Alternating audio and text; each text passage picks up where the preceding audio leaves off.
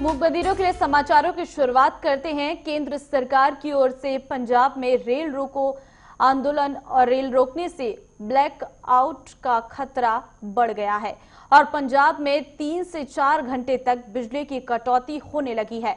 वहीं खाद की भी किल्लत होने लगी है। उद्योगों में सामान का स्टॉक बढ़ने लगा है। अब इसे लेकर पंजाब सरकार ने केंद्र के खिलाफ मोर्चा खोल दिया है। पंजाब के मुख्यमंत्री कैप्टन अमरिंदर सिंह दिल्ली के जंतर मंतर पर धरने पर बैठे हैं।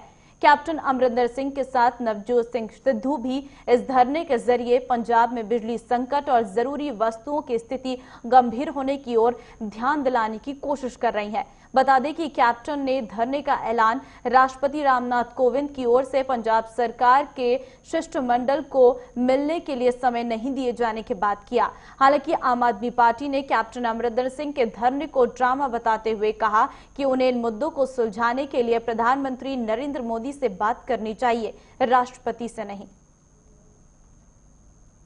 भारतीय सेना प्रमुख मनोज मुकुंद नरवणे आज से 3 दिवसीय नेपाल दौरे पर हैं। सेना प्रमुख का ये दौरा दोनों सेनाओं के बीच मित्रता के लंबे समय से चले आ रहे संबंधों को और गहरा करेगा। इसके साथ ही दोनों पक्षों को पारस्परिक लाभ के लिए द्विपक्षीय रक्षा साझेदारी को और मजबूत करने के लिए रास्ते तलाशने का अवसर प्रदान करेगा। इसके साथ ही आर्मी चीफ के इस दौरे को लेकर ऐसा भी माना जा रहा है कि उनके इस दौरे से काठमांडू के साथ सीमा विवाद के चलते रिश्तों में आई तकलीफ को सामान्य करने की दिशा में भी मदद मिलेगी। जनरल नरवणे अपनी यात्रा को पूरा करने से पहले प्रधानमंत्री और रक्षा मंत्री केपी शर्मा ओली से बालुवाटार में प्रधानमंत्री के आधिकारिक निवास पर मुलाकात करेंगे। आपको बता दें कि जनरल नरवणे नेपाल के सेना प्रमुख जनरल पूर्णचंद्र थापा के आधिकारिक निमंत्रण पर नेपाल का दौरा कर रहे हैं। बिहार विधानसभा चुनाव के 3 चरणों में 2 चरणों की वोटिंग पूरी हो चुकी है। मंगलवार को दूसरे चरण के 17 जिलों की 94 सीटों पर 54.64% मतदान रहा और 1463 उम्मीदवारों की किस्मत ईवीएम मशीन में कैद हो चुकी है। इससे पहले 71 सीटों पर मतदान हो चुका है। इस तरह से बिहार की 243 सीटों में से 165 सीटों पर मतदान हो चुका है। आपको बता दें 78 सीटों पर 7 नवंबर को वोटिंग होगी। इससे पहले चरण की अगर बात करें 71 सीटों में से 24 सीटों पर ही पिछली बार के मुकाबले वोटिंग बढ़ी है, जबकि दूसरे चरण में 94 सीटों में से 38 सीटों पर 2015 से अधिक वोटिंग रही है। वहीं वोटिंग फीसदी के घटने बढ़ने का सीधा असर चुनावी नतीजों पर भी पड़ता है। हालांकि अभी तक वोटिंग का जो ट्रेंड देखने को मिल रहा है वो 2015 की तरह ही नजर आ रहा है। लेकिन सवाल ये है कि क्या ये वोटिंग बिहार में कोई बदलाव करेगी या फिर नीतीश कुमार पर ही भरोसा करेगी।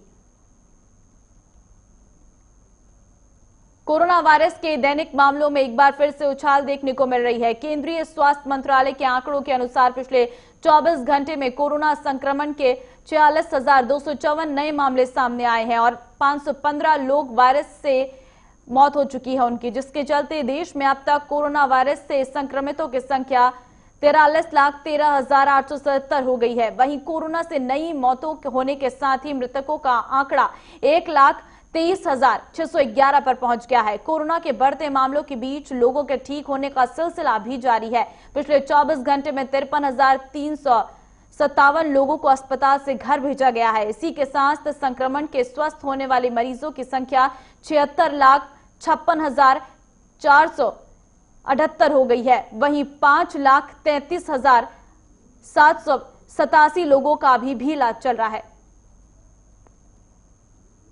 दिल्ली में पराली की वजह से होने वाले प्रदूषण में अचानक बड़ी गिरावट देखी गई है। वायु प्रदूषण पर नजर रखने वाली एजेंसी सफर की माने तो सोमवार यानी 3 नवंबर को पराली की वजह से कुल प्रदूषण का सिर्फ 10% ही रह गया है। यह आंकड़ा इसलिए चौंकाने वाला है क्योंकि 2 दिन पहले ही यानी 1 नवंबर को पंजाब और हरियाणा में जलने वाली पराली के प्रदूषण की मात्रा दिल्ली एनसीआर में होने वाले कुल प्रदूषण के 40% तक पहुंच गई थी। सफर नाम की संस्था इन दिनों रोजाना इस बात पर नजर रखे हुए है कि दिल्ली के कुल प्रदूषण का कितना हिस्सा पराली की आग से हो रहा है। वहीं दरअसल पिछले 2 दिनों से हवा का रुख ऐसा है कि वो पराली के धुएं को दिल्ली की ओर लाने के बजाय दूसरी दिशाओं में ले जा रहा है और इसी वजह से दिल्ली में पराली के प्रदूषण की मात्रा कम हो गई है। इसका एक और असर ये भी हुआ है कि दिल्ली की हवा यूं तो बेहद खराब स्तर में बनी हुई है, लेकिन कारकों की मात्रा काफी गिर गई है। दिल्ली में रेस्टोरेंट इंडस्ट्री में रोजगार को बढ़ावा देने और अर्थव्यवस्था को पटरी पर लाने की कोशिश के तहत दिल्ली सरकार ने बड़ा फैसला लिया है।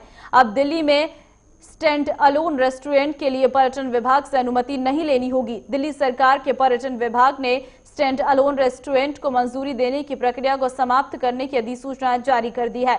कोरोना वायरस और लॉकडाउन के कारण अर्थव्यवस्था में आई गिरावट के बाद दिल्ली में रेस्टोरेंट उद्योग के लिए एक अधिसूचना बड़ी राहत लेकर आई है। पिछले महीने सीएम अरविंद केजरीवाल ने बैठक बुलाकर अधिकारियों को ईज ऑफ डूइंग बिजनेस के तहत दिल्ली में रेस्टोरेंट उद्योग को व्यापार करने में आ रही दिक्कतों को दूर करने के निर्देश दिए थे। तब सीएम ने तत्काल सभी विभागों को रेस्टोरेंट इंडस्ट्रीज के लिए गैर जरूरी लाइसेंस को खत्म करने के आदेश दिए थे।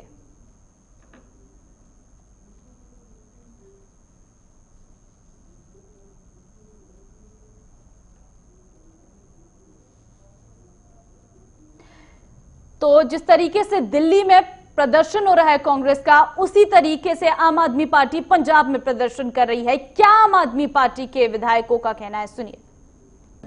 ਜਿਹੜਾ बड़े जबरदस्त रोस प्रदर्शन चल रहे ने पूरे पंजाब च, हरियाणे और अपना छत्तीसगढ़ वगैरह च, राजस्थान च, यूपी च किसानां ते पंजाब क्योंकि एग्रेरियन स्टेट है। पंजाब खेती साडा धुरा है, साडी इकोनॉमी का भी, साडे पंजाब दी कल्चर का भी साडा धुरा है। ते सब तो वध असर इस इन्हां बिलों का जिहड़ा है वो पंजाब ते पै रहा। असीं ऑलरेडी बहुत बार उन्हां दे धरने शामिल भी हो रहे हैं। कल